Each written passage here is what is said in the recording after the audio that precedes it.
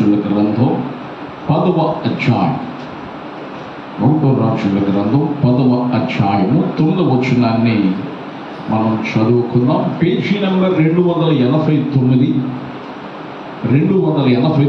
Old testament పాత నిబంధన. 1 రాజుల గ్రంథం 10వ అధ్యాయము 9వ వచనాన్ని మనం చదువుకుందాం. నీ యందు ఆనందించి నిన్ను ఇశ్రాయేలీయుల మీద రాజుగా నియమించిన నీ దేవుడైన యెహోవాకు స్తోత్రము కలుగును గాక.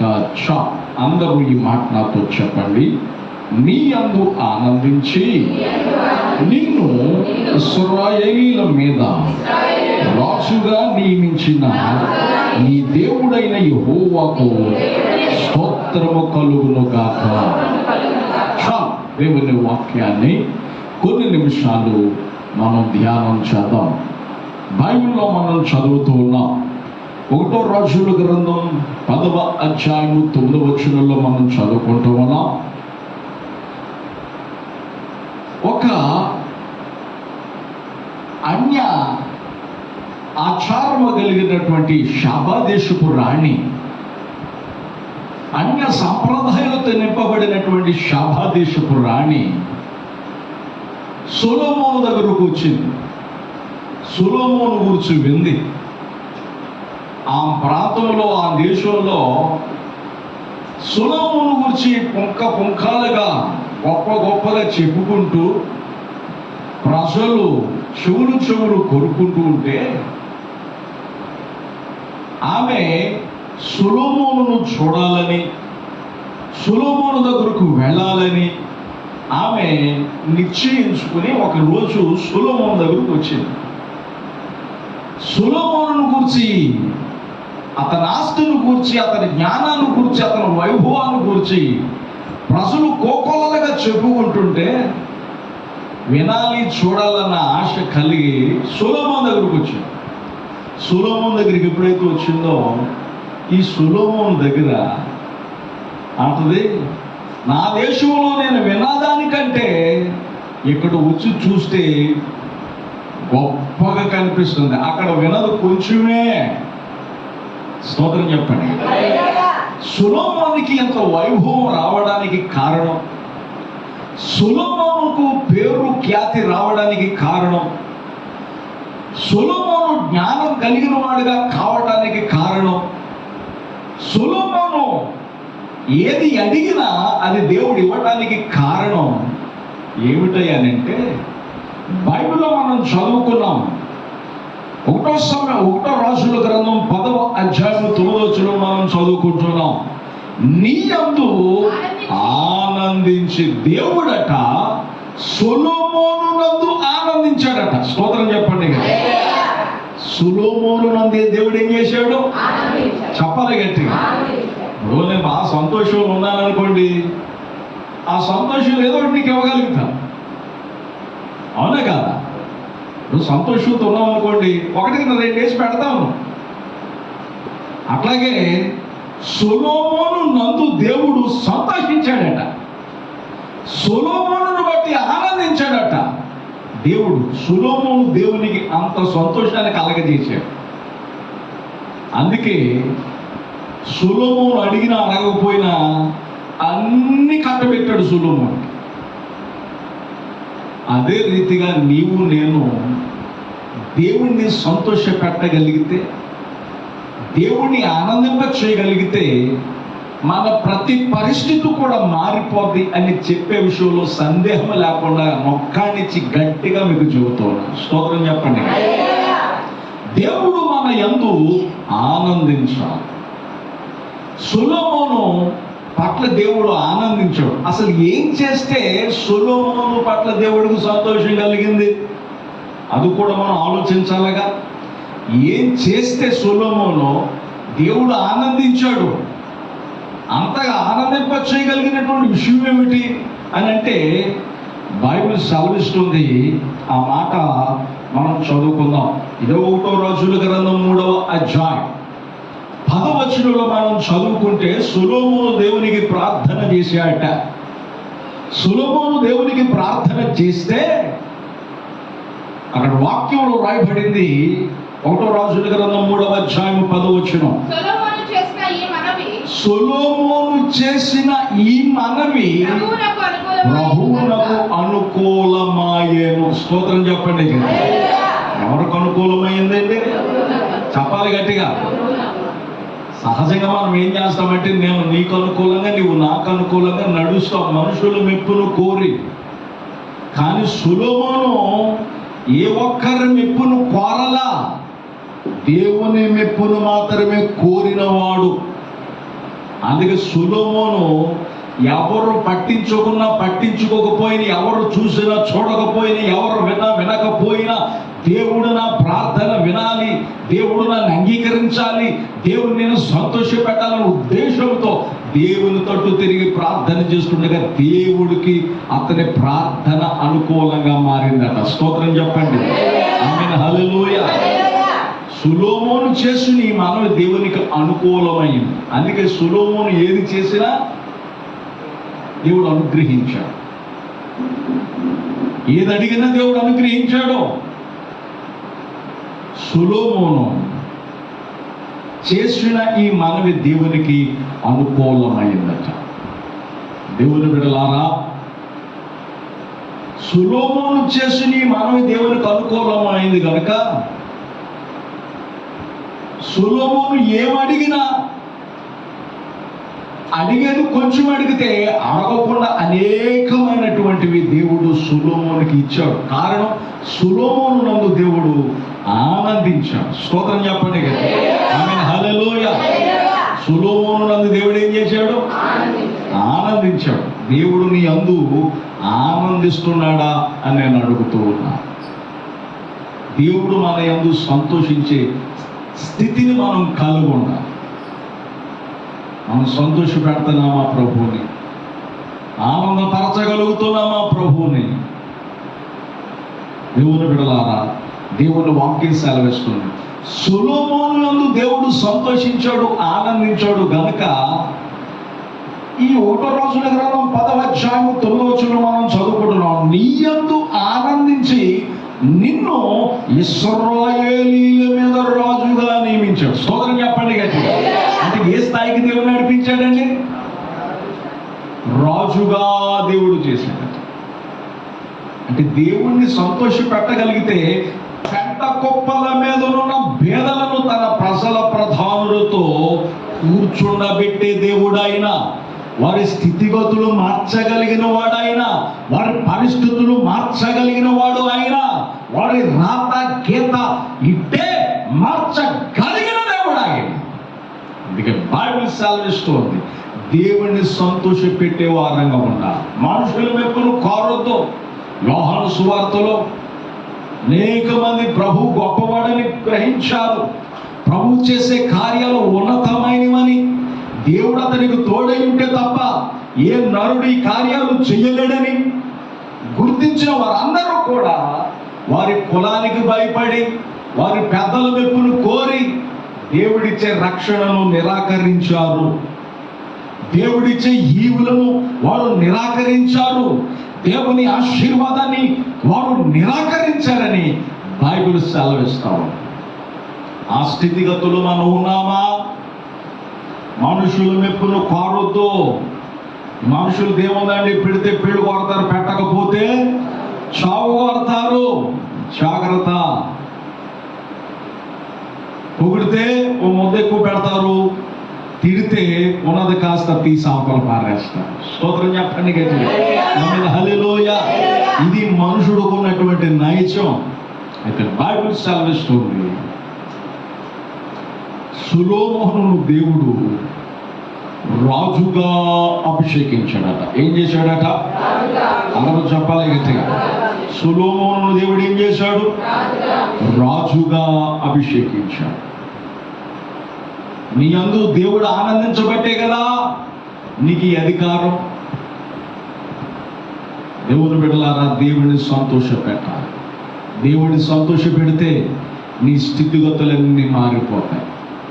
నీ ఉద్యోగం పరిస్థితి మారిపోద్ది, వ్యాపార పరిస్థితి మారిపోద్ది. దేవుడిని సంతోష పెట్టగలిగితే నీ కుటుంబ పరిస్థితి మారిపోతే దేవుడు సంతోష పెట్టగలిగితే. ఒక ఆమె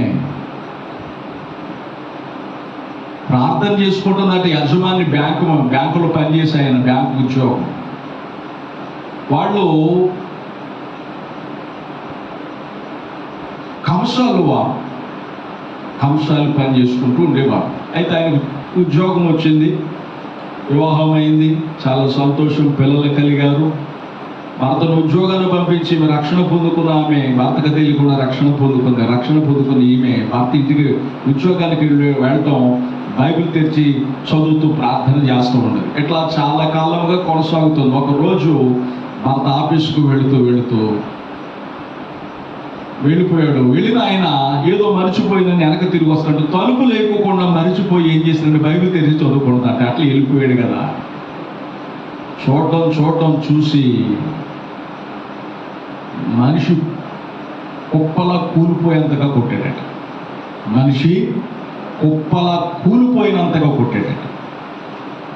మనమేమిటి, మన ఆచారం ఏమిటి అని ఆమెను రకరకాలుగా దూషించి కొట్టి హింసించాడట. లేవలేని స్థితిలో పడిపోయాడు, వదిలేసి వెళ్ళిపోయాడట ఉద్యోగానికి. సరే లేచి పిల్లలు సర్దుకుని ఇంటిని సర్దుకుని అట్లా ఉందట. సాయంత్రం వచ్చానడట. ఇట్లా ఒకటోసారి కాబట్టి నేను క్షమిస్తున్నా, రెండోసారి ఈ రకంగా ఇంట్లో ప్రార్థన చేసిన బైబిల్ దేవుడు మన దగ్గర ఉన్నా ఇక నాకు విడాకులే, నిన్ను పంపించేస్తాను, ఇక నా దగ్గర ఉండడానికి వీల్లేదన్నాడు. ఎప్పుడైతే అన్నాడో భర్త ఉద్యోగానికి వెళ్ళిన తర్వాత మరుసటి రోజు పిల్లలు తీసుకుని పాస్టర్ గారి దగ్గరికి వెళ్ళాట. పాస్టర్ గారు, నా భర్త గత రోజు ఇట్లా భయంకరంగా హింసించారండి, ఇట్లా బైబిల్ చదువుతున్నాను. ఆయన వెళ్ళారనుకున్నాను, తీరా ఇంటికి వచ్చి చూశారు నేను బైబిల్ చదువుతుంటూ పుట్టారు, ఇట్లా లేవని పరిస్థితుల్లో ఉన్నాను. అయ్యా, నా కొరకు ప్రార్థన చేయి, నా భర్త రక్షణ కొరకు ప్రార్థన చేయి, నా పిల్లల రక్షణ కొరకు ప్రార్థన చేయి, మా ఇంట్లంతా ప్రభుని హత్తుకుని బ్రతుకున్నట్లుగా ప్రార్థన చేయడని అడిగిందంట. అమ్మా, మంచి ప్రార్థన కుర్రాలివి, మంచి శ్వాసవి, నీ భర్త కొరకు ప్రార్థిస్తున్నామంటే 10 నిమిషాలు ప్రార్థన చేస్తున్నానయ్యా అన్నాక. నువ్వు 10 నిమిషాలు కదమ్మా, రోజుకి గంట చొప్పున నీ భర్త కొరకు ప్రార్థించి ఒక 15 రోజులు అన్నాడట. 15 రోజులు రోజుకి గంట చొప్పున, తిన్నా తినకపోయినా, టైం ఉన్నా లేకపోయినా ముందు భర్త కొరకు గంట ప్రార్థన చేసేదట. గంట తర్వాత అన్నాడట, నేను చూస్తున్నాను నిన్ను, బైబిల్ చదవటం లేదు, సరే నువ్వంటే నాకు ఇష్టం కనుక రహస్యంగా ఇంట్లో ఉండే బైబిల్ చదువుకున్నాడట. స్తోత్రం చెప్పండి కదా. హల్లెలూయా. నువ్వు రహస్యంగా ఇంట్లో ఉండి బైబిల్ చదువుకో అన్నాడట. ఈ సంతోషం తట్టుకోలేక పాస్టర్ గారి దగ్గరికి మరలా తెల్లారి వెళ్ళి, పాస్టర్ గారు నా భర్త ఎట్లా అన్నాడండి అని చెప్పేసి అని అంటే, ఇంకో 15 రోజులు మరొక గంట, ఆ గంటకి మరొక గంట సపోర్ట్ చేసి 2 గంటలు ప్రార్థన చేయమని చెప్పాడట. మరలా మరొక 15 రోజులు తన భర్త కొరకు ప్రార్థన చేస్తే ఆయన అన్నాడట, ఇదిగో నాది నేను చేసుకుంటున్నానుగా, నీది నువ్వు కూడా చేసుకో, నువ్వు ఆదివారం ఒక్కరోజేగా మందిరానికి వెళ్ళానట. స్తోత్రం చెప్పండి గట్టిగా. ఆమేన్, హల్లెలూయా. సంతోషం తట్టుకోలేక పాస్టర్ గారి దగ్గరికి వచ్చి, పాస్టర్ గారు ఎట్లా అన్నాడండి, ఎంత సంతోషం అమ్మ, అద్భుతం అమ్మ అని చెప్పేసి దేవుడు సంతోషంగా ఉండి సంతోషపడి ప్రభుని మహిమపరిచారట. పాస్టర్ గారితో ఈ విషయం చెప్పిన పాస్టర్ గారు అన్నారట ఆమెతో, అమ్మ మరి 2 గంటలు ప్రార్థన చేస్తే ఇంత కార్యం జరిగింది, 3వ గంట కూడా నీ భర్త కొరకు రోజుకు 3 గంటలు ప్రార్థన చేయమని చెప్పారట. మరొక గంట పెంచామన్న. 15 రోజులు మరలా ప్రార్థన, భర్త కొరకే ప్రార్థన, రక్షణ కొరకు, మార్పు కొరకు ప్రార్థన చేస్తే మరొక 15 రోజుల్లో ఆయన అన్నాడట, ఈరోజు సెలవు రోజు, నీకేం ప్రార్థన, ఇంకా ఇంట్లోనే ఉన్నావేంటి, వెళ్ళలేదేంటి, రా బండి మీద తీసుకెళ్తాను అన్నాడట. స్తోత్రం చెప్పండి గట్టిగా. ఆమేన్, హల్లెలూయా. బండి మీద దించేసి నేను వచ్చేస్తాను రా అని చెప్పేసి ఆ బండి మీద ఎక్కించుకుని దించి చర్చి దగ్గర దించి వచ్చాడట. స్తోత్రం చెప్పండి గట్టిగా. పాస్టర్ గారు ఈరోజు నా భర్త దించాడండి అందట. ఎంతో సంతోషం అమ్మ. అయితే ఆత్మ కూడికలు ఏర్పాటు చేశారు మందిరంలో. పరిశుద్ధాత్మ నింపుదల కూడికలు ఏర్పాటు చేసినప్పుడు పాస్టర్ గారు అన్నారట, ఈ వారం రోజుల్లో మరలా నీ భర్త కొరకు ఒక 15 రోజులు మొదలుపెట్టి ప్రార్థన చేయమా, ఈ వారం రోజులు విజ్ఞాపన జరుగుతుంది కాబట్టి రాగలిగితే వీలు కలిగినప్పుడు రా, నీ భర్త పర్మిషన్ తీసుకుని అని చెప్పారట. 15 రోజులు ప్రార్థన చేయాలి. 4 గంటలు నీ భర్త కొరకు ప్రార్థన చేయాలి. ఆమె ప్రార్థన చేస్తానని భర్త మార్పు కొరకు. ఒకరోజు దించిన ఆయన ఆమె తొందరగా రాలేదని, ఇంకా తొందరగా రాలేదంటే మందుల దగ్గరికి వెళ్ళాడట. మందుల దగ్గరికి వెళితే అందరు ఆత్మచేత నింపబడుతూ భాషలు మాట్లాడుతూ దేవుని మహిమపరుస్తుంటే ఈ లోనికి వెళ్ళి ఆయన ఈయన కూడా ఆత్మచేత నింపడ్డాడు. స్తోత్రం చెప్పండి గట్టిగా. హల్లెలూయా. అసలు భారం అంతా దిగిపోయిందంట, ఏదో ఆయనలోంచి వెళ్ళిపోయినట్టుగా మనసంతా తేలికైపోయినాడుగా సంతోషించేస్తున్నాడట, ఆనందపడిపోతున్నాడట. ఎంతగా దేవుని స్తుతించాడో. 4 గంటల ప్రార్థన తన భర్తను కుటుంబాన్ని కట్టగలిగింది. స్తోత్రం చెప్పండి గట్టిగా. మనం ఏం చేస్తాం? ప్రార్థన చెయ్యం. బైబిల్ చదివినంత మాత్రాన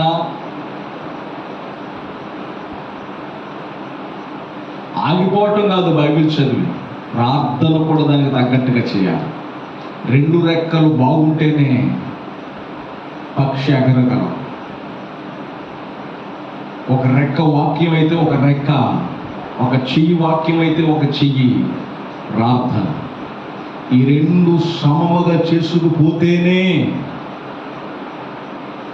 నీకు దేవుడే ఏదైనా ఇవ్వగలడు, ఏదైనా చేయగలడు. దేవుణ్ణి సంతోష పెట్టగలిగిన దానవగా అంటావు. స్తోత్రం చెప్పండి గట్టిగా. ఇప్పుడు భోజనం చేసేటప్పుడు కడుపు నిండా తింటామా, కడుపు గెలుతుగా తింటామా? చెప్పాలి. కడుపు నిండా తింటాం కదా. అట్లాగే అర్ధాకలతో లేగం కదా, ప్రార్థన చేసి ఆగిపోకూడదు, వాక్యం కూడా చదవాలి. ఈ 2 పూర్తవుతే నేను కడుపు నిండా భోజనం చేసినట్టు, ఆత్మ నిండా బలం పొందినట్టు. ఈ 2 నువ్వు చేయాలి. ఆ సహోదరి ప్రార్థించి వాక్యము చదువుతూ ప్రార్థన చేస్తూ తన కుటుంబాన్ని కట్టుకోగలిగిన దేవుడు సంతోషించాడు. కుటుంబ పరిస్థితే మారిపోయింది. కుటుంబ పరిస్థితే మారిపోయింది. దేవుని బిడ్డలారా, దేవుడిని అందు సంతోషించేటట్టు, దేవుడిని అందు ఆనందించే జీవితాన్ని నువ్వు కలిగి ఉండా. ఎన్నేళ్లుగా నువ్వు వస్తున్నా, ఎన్ని సంవత్సరాలుగా బైబిల్ చేత పెట్టినా, ఎన్ని సంవత్సరాలుగా దేవుని మందిరంలో నివసిస్తున్నా, ఈ అనుభవం నీకు లేకపోతే దేవుడు నీ అందే సంతోషిస్తాడండి. ప్రార్థన వాక్యం నీలో ఉండాలి. అప్పుడు దేవుడు నీ అందు సంతోషిస్తాడు. దేవుడు సంతోషించి నువ్వు అడుగు వాటికంటే, ఊహించు వాటికంటే అత్యధికమైన మేలులు దేవుడు నీకు చేసి తీరుతాడు. స్తోత్రం చెప్పండి కదా. Praise Lord. Hallelujah. Praise Lord. Hallelujah. దేవుడు మన యందు సంతోషించాలి. దేవుడు ఏం చేయాలండి? అందరం చెప్పండి గట్టిగా. అందరం చెప్పండి గట్టిగా. మరొక మాట మనం చదువుకుందాం. 1 రాజుల గ్రంథం 6వ అధ్యాయం 13వ వచనంలో మనం చదువుకుంటే, 1 రాజుల గ్రంథం 6వ అధ్యాయం 13వ వచనం.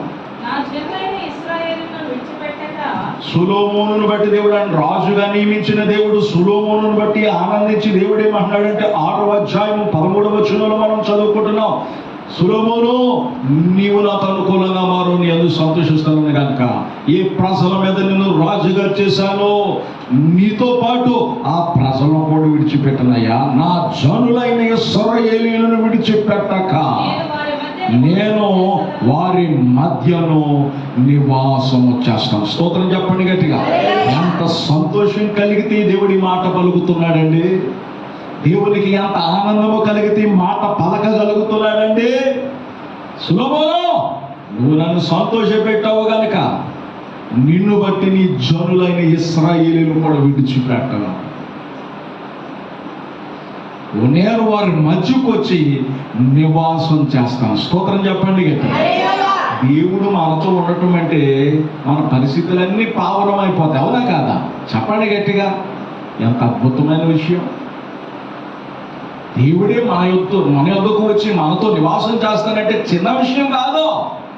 ఇప్పుడు సహజంగా ఒక ఎమ్మెల్యే మన ఇంటికి వస్తున్నాడంటే ఎంత ఘనతగా ఉంటుందండి, అవునా కదా? దేవుడి చేత నియమించబడిన వారు వీళ్ళు, దేవుడి చేత ఎన్నుకోబడినటువంటి వారు. వీళ్ళు మన ఇంటికి వస్తుంటే మన గురించి ఎంత ఘనతగా చెప్పుకుంటారండి. పలాని ఎమ్మెల్యే పలానా ఆయన ఇంటికి వచ్చారండి అని ఘనతగా చెప్పుకుంటారు. అసలు ఈ సృష్టికి కారణమైన దేవుడు నీ దగ్గరకు వస్తే అది ఇంకెంత ఘనత. స్తోత్రం చెప్పండి గట్టిగా. ఓబేదేదోము ఇంట్లో ఒక దేవుడు వచ్చాడు, వారి మధ్య దేవుడు నివాసం చేస్తుంటే అప్పుడు వరకు వంశాభివృద్ధి లేదు ఓబేదేదోముకి, అప్పుడు వరకు వెలుగులో లేడు, చరిత్రలో కనబడలేదు ఓబేదేదోము. ఎప్పుడైతే దేవుణ్ణి చేర్చుకున్నాడో, దేవుని మనస్సాన్ని తన ఇంట్లోకి ఎప్పుడైతే చేర్చుకున్నాడో, దేవుడు అతని గృహంలోనికి వచ్చిన తరువాత, మానస రూపంలో దేవుడు వారి మధ్యకు వచ్చిన తరువాత 3 నెలల్లో ఓబేదేదోము ప్రపంచానికి పరిచయం అయ్యాడు. స్తోత్రం చెప్పండి. గొప్పగా ఆశీర్వదించాడు, వంశాభివృద్ధి కలగజేశాడు. 3 నెలల్లో ఓబేదేదోమును బహు విస్తారంగా ఆశీర్వదించాడు. ఎంతకంటే 3 నెలల్లో ప్రపంచానికి అర్థమైపోయాడు. స్తోత్రం చెప్పండి గట్టిగా. అంత అద్భుతమేనండి. అంటే దేవుడు మన మధ్యకు వస్తే తక్కువ టైంలో ఎక్కువ ఆశీర్వాదం వచ్చేస్తుంది. స్తోత్రం చెప్పండి గట్టిగా. ఏమొస్తుందండి? తక్కువ టైంలో ఎక్కువ ఆశీర్వాదం మనకు లభిస్తుంది. దేవుడు మన మధ్యకు రావడం చిన్న విషయము కాదు. ఒక చోట రాయబడింది, నిర్గమకాండములో సంఖ్యాకాండములో రాయబడింది, వారి మధ్యనున్న దేవుణ్ణి నిర్లక్ష్యము చేయటం ద్వారా ఇశ్రాయేలీయులు నష్టపోయారని బైబిల్ సెలవిస్తుంది. ఇశ్రాయేలు ఏం చేశారంటే నష్టపోయారు. కాబట్టి దేవుని బిడ్డలారా, దేవుడు మనతో ఉండటం ఈ అద్భుతమైన విషయం. స్తోత్రం చెప్పండి. ఆమేన్, హల్లెలూయా. కాబట్టి దేవుడు సొలొమోనుతో అంటున్నాడు, నీ యందు ఆనందించాను కనుక నీతో పాటు నీ జనులైన ఇశ్రాయేలు కూడా విడిచిపెట్టను, వారిని కూడా ఆశీర్వదిస్తాను, వారిని కూడా వర్ధల చేస్తాను, వారి మధ్యకు వచ్చి వారితో నివాసం చేస్తాను. నేను నివాసం చేశాను అనుకో, వారి పరిస్థితులు వారి పరిస్థితులు ఏమైపోతాయి? మారిపోతాయి. కాబట్టి దేవుడు మన మధ్యకు వచ్చి నివసించటం అద్భుతమైన విషయం. ఇంకొక మాట మనం చదువుకుంటే, ఈ సొలొమోను కాలంలో మనం చదువుకుంటే, ఆ మాట చదువుకునే వాక్య భాగంలో మనం ముందుకు వెళదాం. 1వ రాజుల గ్రంథం 4వ అధ్యాయం, 1వ రాజుల గ్రంథం 4వ అధ్యాయము 24-25 వచనాలు మనం చదువుకుంటే, యూఫ్రటీస్ నది యువతల తిప్సాహు మొదలుకొని గాజా వరకును నది యువతలనున్న రాజులందరి మీదను అతనికి అధికారం ఉండేను. స్తోత్రం చెప్పండి గట్టిగా. సొలొమోనుని రాజుగా చేయడమే కాదు, చుట్టూన్న రాజుల మీద కూడా దేవుడు అధికారం అనుగ్రహించాడు. దేవుని సంతోష పెట్టడం ద్వారా చుట్టూన్న రాజుల మీద కూడా అతనికి అధికారం ఇచ్చాడు. ఒక స్థాయి పెంచాడు, తన స్థాయిని పరపతిని పెంచాడు దేవుడు. చుట్టూన్న రాజుల మీద జయమిచ్చాడు. చుట్టూన్న రాజుల మీద అతనికి అధికారం ఇచ్చాడు. ఆ సొలొమోను కాలంలో నలుదిక్కులే కలిగింది. అందరూ చెప్పాలి, నెమ్మది కలిగి ఉండెను. సొలొమోను దినములన్నిటిను ఇశ్రాయేలు వారేమి, యూదా వారేమి, దాను మొదలుకొని బెయేర్షెబా వరకును తమ తమ ద్రాక్ష చెట్ల క్రిందను అంజూరపు చెట్ల క్రిందను వారు నిర్భయముగా నివసించుచుండిరి. స్తోత్రం చెప్పండి. కత్తికి పని లేదు, సుత్తికి పని లేదు. యుద్ధం చేయడానికి దేవుడు నెమ్మదినిచ్చేశాడు. కారణం సొలొమోను నందు దేవుడు ఆనందించాడు. పరిస్థితులన్నీ మార్చేసాడు. పరిస్థితులను ఏం చేశాడండి? చెప్పాలి గట్టిగా. ప్రతి పరిస్థితిని దేవుడు మార్చివేశాడు. ఇక అతనుతో సైన్యాధిపతులు కానీ సైన్యానికి కానీ ఆ దేశంలో కానీ నిర్భయముగా ఉన్నారు. ఎవరు భోజనం వారు తింటున్నారు, ఎవరు గృహలు వాళ్ళు నిద్రపోతున్నారు. సమస్య లేదు. బయట చుట్టూన్న రాజుల మధ్యలో సమాధానం నెమ్మది ఉంది.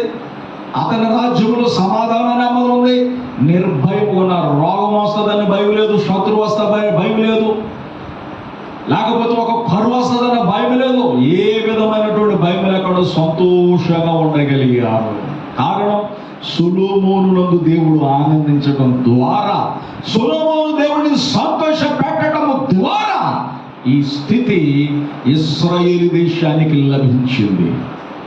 ఇశ్రాయేలు ప్రాంత వాసులకు ఈ స్థితి దేవుడు అనుగ్రహించాడు.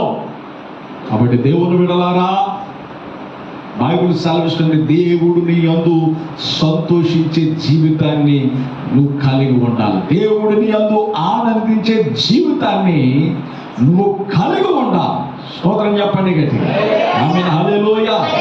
దేవుడు సంతోషించే జీవితాన్ని మనం కలిగి ఉంటే మన పరిస్థితులు సొలొమోను పరిస్థితులు మార్చినట్లుగా దేవుడు మన పరిస్థితులు మార్చి వేస్తాడు. అప్పు ఇచ్చేవారుగా చేస్తాడే కానీ అప్పు చేసేవారుగా దేవుడు చేయడు. అలాగా చేస్తాడే కానీ తోకగా ఆయన మనలను చేయడు. పైవారుగా చేస్తాడే కానీ క్రింది వారుగా దేవుడు చేయడు. కాబట్టి దేవుని బిడ్డలారా, దేవుని సంతోష పెట్టాలి. ఇంకొక మాట మనం చదువుకుంటే ద్వితీయోపదేశకాండం 10వ అధ్యాయము 15 వచనంలో మనం చదువుకుంటే అక్కడ బైబిల్ సెలవిస్తూ ఉంది, అయితే యెహోవా నీ పితరులను ప్రేమించి అది వారి యందు ఆనందించాడు. స్తోత్రం చెప్పండి. మోషే చెబుతున్నాడు ఇశ్రాయేలీయులతో, మీ పితరుల యందు దేవుడు ఏం చేశాడు? ఆనందించాడు. స్తోత్రం చెప్పండి. ఆనందించి కట్టని కోటలు, నాటని తోటలు ఇచ్చి, నింపని ద్రవ్యాన్ని ఇచ్చి వాటిని సంతోషపెట్టాడు. వెండి బంగారాలు ఇచ్చాడు దేవుడు. అందుకే బైబిల్ సెలవిస్తూ ఉంది, ఆయన ఆనందిస్తే మన పరిస్థితులు మారుతాయి. మనం సంతోష పెడుతున్నామా? మన ప్రవర్తన ద్వారా దేవుని సంతోష పెట్టాలి, మన మాటల ద్వారా దేవుని సంతోష పెట్టాలి, మన క్రియల చేత దేవుని సంతోష పెట్టాలి, మన ఆత్మీయ జీవితం ద్వారా దేవుని సంతోష పెట్టే వారంగా మనం ఉండాలి. స్తోత్రం చెప్పండి. ఆమేన్, హల్లెలూయా. దేవుని సంతోష పెడుతున్నామా? దేవుని మనం సంతోష పెట్టాలి.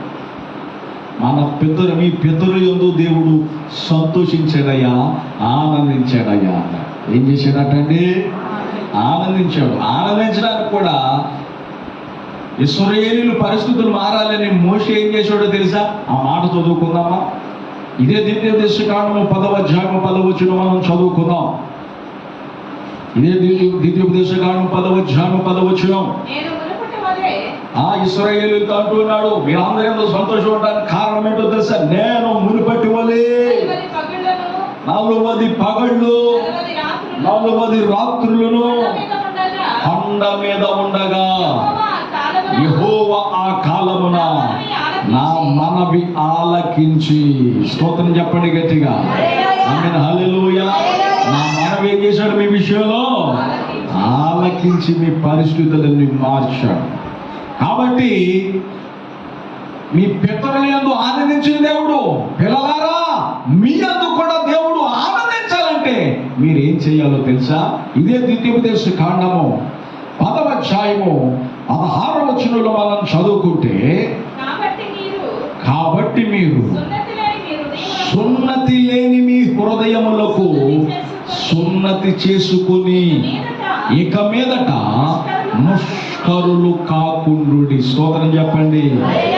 సత్ప్రవర్తన కలిగిన వారుగా ఉండాలి. రక్షణ పొందిన బిడ్డలుగా మీరు ఉండాలి. దేవుని కొరకు ప్రత్యేకించబడిన జీవితాన్ని కలిగి మీరు ఉండాలి. దేవునికి ప్రియమైన సొత్తుగా మీరు ఉండి తీరాలి.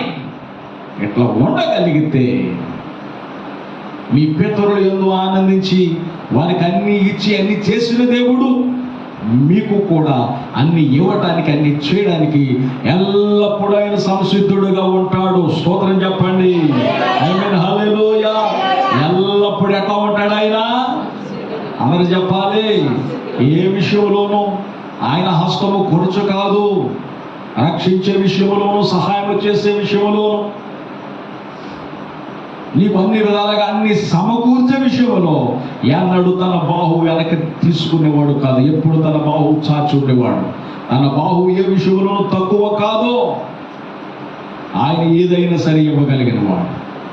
కానీ దేవుని ఎదుట నీ ప్రవర్తన సరి చేసుకోవడానికి, దేవుని ఎదుట నీ స్థితిని సరి చేసుకోవడానికి నువ్వు ఇష్టపడగలిగితే, నీ పితరులు యందు ఆనందించిన దేవుడు నీ యందు కూడా ఆనందించి నీ ప్రతి పరిస్థితిని దేవుడు మార్చేస్తాడు. ఏం చేస్తాడటండి? అందరూ చెప్పండి గట్టిగా. నీ ప్రతి పరిస్థితిని మార్చివేస్తాడు. మీకు మరొక మాట మనం చదువుకుంటే, ఇదే ద్వితీయోపదేశకాండం 11వ అధ్యాయము, ద్వితీయోపదేశకాండం 11వ అధ్యాయం 24-25 వచనాల్లో మనం చదువుకుంటే, దేవుడు ఏమన్నాడంటే, మీరు కూడా మీ పితరులాగా దేవుడిని సంతోష పెట్టగలిగితే ఏమంట? మీరు అడుగు పెట్టు ప్రతి స్థలము మీదవుతుంది. స్తోత్రం చెప్పండి. ఎంత అద్భుతమైన విషయం అండి. మీరు అడుగు పెట్టు ప్రతి స్థలము మీకు ఇస్తానంతే. మీరు అడగండి, అడుగు పెట్టండి, మీరు కోరండి, మీ కోరిక చొప్పున మీకు జరిగింది. దేవుడు మనం సంతోష పెట్టామనుకోండి, మనం ఏది అడిగినా కాదనడు ఆయన. ఏది అడిగినా కాదనడు ఆయన. చేసి తీరుతాడు, ఇచ్చేస్తాడంతే ఆయన. ఆయన మహాప్రేమ కలిగిన దేవుడు. స్తోత్రం చెప్పండి. కాకపోతే నీవు నేను చేయగలిసింది ఏమిటంటే సంతోష పెట్ట. మీ పితరులు యందు సంతోషించి అన్నీ ఇచ్చాడు. మీ పట్ల కూడా దేవుడు సంతోషిస్తే మీరు అడుగు పెట్టు ప్రతి స్థలం మీకు ఇస్తాడు. చదవండి.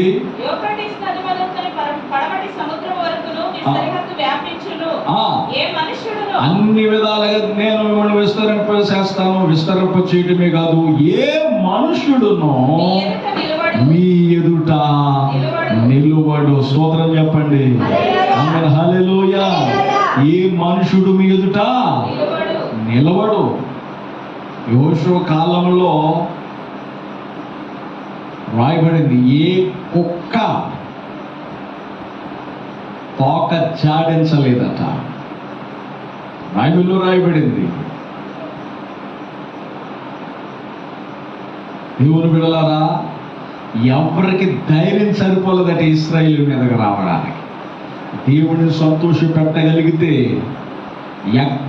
ఎక్కడ ఉన్న నీకు విజయమే, ఎక్కడ ఉన్న నీకు జయమే. కాబట్టి దేవుని సంతోష పెట్టే వారంగా మనం ఉండాలి.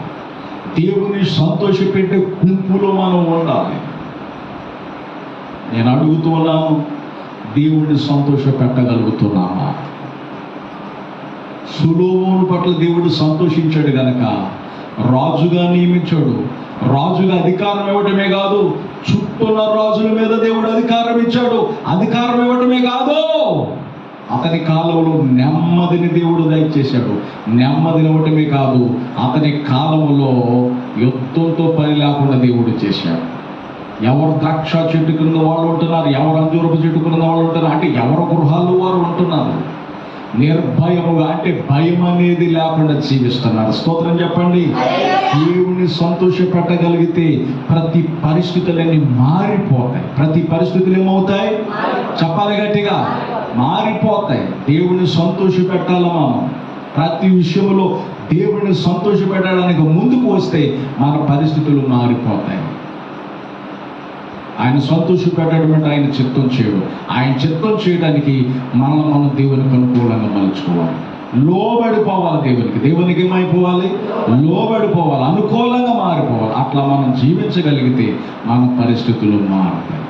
మార్చేది దేవుడే కనుక దేవుని బిడ్డలారా, దేవుని సంతోష పెడదాం, దేవుని ఆనందింపజేద్దాం, మన స్థితిని మార్చుకుందాం. దేవుడి మాటలు దీవించును గాక. ఆమేన్.